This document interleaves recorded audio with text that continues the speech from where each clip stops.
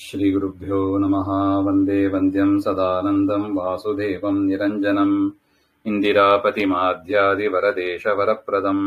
ಶ್ರೀಮದ್ವಾದಶ ಸ್ತೋತ್ರ ಅಷ್ಟಮ ಸ್ತೋತ್ರದಲ್ಲಿ ದ್ವಿತೀಯ ಶ್ಲೋಕ. ಸೃಷ್ಟಿ ಸಂಹಾರ ಲೀಲಾ ವಿಲಾಸಾತತಂ ಪುಷ್ಟಷಾಡ್ಗುಣ್ಯ ಸದ್ವಿಗ್ರಹೋಲ್ಲಾಸಿನಂ ದುಷ್ಟನಿಶೇಷ ಸಂಹಾರ ಕರ್ಮೋದ್ಯತಂ ಹೃಷ್ಟಪುಷ್ಟಾತಿಶಿಷ್ಟ ಪ್ರಜಾ ಸಂಶ್ರಯಂ ಪ್ರೀಣಯಾಮೋ ವಾಸುದೇವಂ ದೇವತಾಮಂಡಲಾಖಂಡಮಂಡನಂ ಪ್ರೀಣಯಾಮೋ ವಾಸುದೇವಂ. ಪದವಿಭಾಗ. ಸೃಷ್ಟಿ ಸಂಹಾರ ಲೀಲಾ ವಿಲಾಸಾತತಂ ಪುಷ್ಟಷಾಡ್ಗುಣ್ಯ ಸದ್ವಿಗ್ರಹೋಲ್ಲಾಸಿನಂ ದುಷ್ಟನಿಶೇಷ ಸಂಹಾರ ಕರ್ಮ ಉದ್ಯತಂ ಹೃಷ್ಟಪುಷ್ಟ ಅತಿಶಿಷ್ಟ ಪ್ರಜಾ ಸಂಶ್ರಯಂ. ಒಂದೇ ಪದ, 4 ಪದ. ಪ್ರೀಣಯಾಮಃ ವಾಸುದೇವಂ. ವಾಸುದೇವಂ. ಸೃಷ್ಟಿ ಇತಿ ಸೃಷ್ಟಿ ಸಂಹಾರ ಲೀಲಾ ವಿಲಾಸಾತತಂ ಅಂದ್ರೆ ಪರಮಾತ್ಮ ಸೃಷ್ಟಿ ಸ್ಥಿತಿ ಸಂಹಾರ ನಿಯಮನ ಜ್ಞಾನ ಅಜ್ಞಾನ ಬಂಧ ಮೋಕ್ಷ ಅಂತ ಈ ಜಗತ್ತಿಗೆ ಸಂಬಂಧಪಟ್ಟಂತೆ 8 ಕ್ರಿಯೆಗಳಿದೆ. ಈ 8 ಕ್ರಿಯೆಗಳನ್ನ ಪರಮಾತ್ಮ ಲೀಲೆಯಿಂದ ಮಾಡ್ತಾನೆ. ಲೀಲಾ ವಿಲಾಸ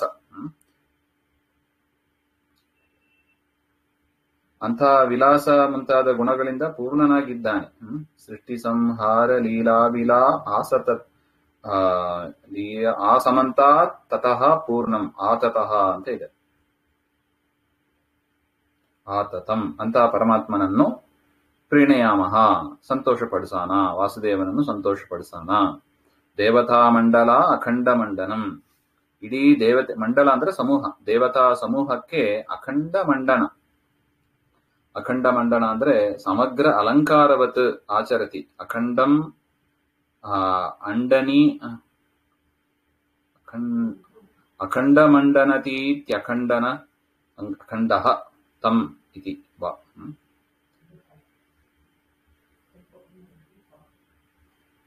ಅಂದ್ರೆ ಇಡೀ ದೇವತೆಗಳ ಸಮೂಹಕ್ಕೆ ಅಲಂಕಾರಪ್ರಾಯನಾದವ ಅಂತಹ ಪರಮಾತ್ಮನನ್ನ ಸಂತೋಷಪಡಿಸೋಣ ಅಂತ ಅರ್ಥ. ಮತ್ತು ಎಂಥವನು ಪರಮಾತ್ಮ ಹಾಗೆ ಅಂದ್ರೆ ಪುಷ್ಟ ಷಾಡ್ಗುಣ್ಯ ಸದ್ವಿಗ್ರಹ ಉಲ್ಲಾಸಿನಂ. ಪುಷ್ಟ ಪೂರ್ಣವಾದ ಷಾಡ್ಗುಣ್ಯ ಅಂದ್ರೆ 6 ಗುಣಗಳು. ಷಡ್ಗುಣೈಶ್ವರ್ಯ ಸಂಪನ್ನನಾದವ ಅಂತ ಹೇಳ್ತೀವಿ ನೋಡಿ.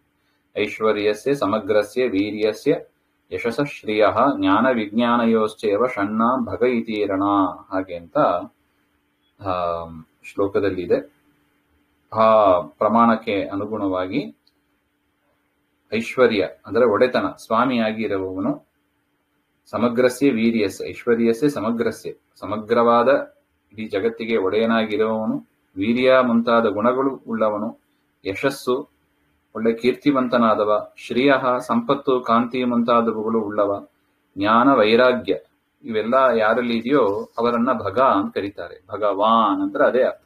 ಈ 6 ಗುಣಗಳು ಯಾರಲ್ಲಿ ಇದೆಯೋ ಅವರನ್ನ ಭಗವಂತ, ಭಗವಾನ್ ಅಂತ ಕರಿತೀವಿ. ಪರಮಾತ್ಮ ಏನಾಗಿದ್ದಾನೆ? ಅದನ್ನ ಆಚಾರ್ಯ ಹೇಳ್ತಾ ಇದ್ದಾರೆ. ಪುಷ್ಟ ಷಾಡ್ಗುಣ್ಯ ಹಾಗೆ ಅಂತ. ಸತ್ ವಿಗ್ರಹ ಅಂತಹ ಶರೀರ, ಅದರಿಂದ ಉಲ್ಲಸತಿ ಶೋಭತೆ ಹಾಗೆ ಅಂತ. ಅಂತಹ ಪರಮಾತ್ಮನನ್ನ ಅಂದ್ರೆ ಜ್ಞಾನಾನಂದಾದಿ ಗುಣಗಳಿಂದ ಶೋಭಿಸ್ತಾ ಇರತಕ್ಕ ಪರಮಾತ್ಮನನ್ನು ಅಂತ ಅರ್ಥ.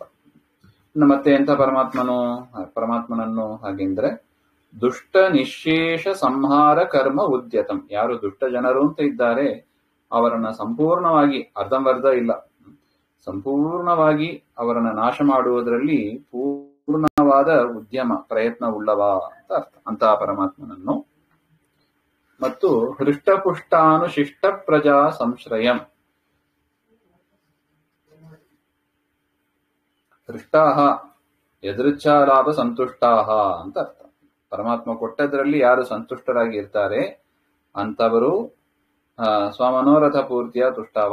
ಪುಷ್ಟ ಜ್ಞಾನ ಭಕ್ತಿಯಾದಿ ಗುಣಗಳಿಂದ ಪೂರ್ಣರಾಗಿರ್ತಾರೆ. ಅಂತಹ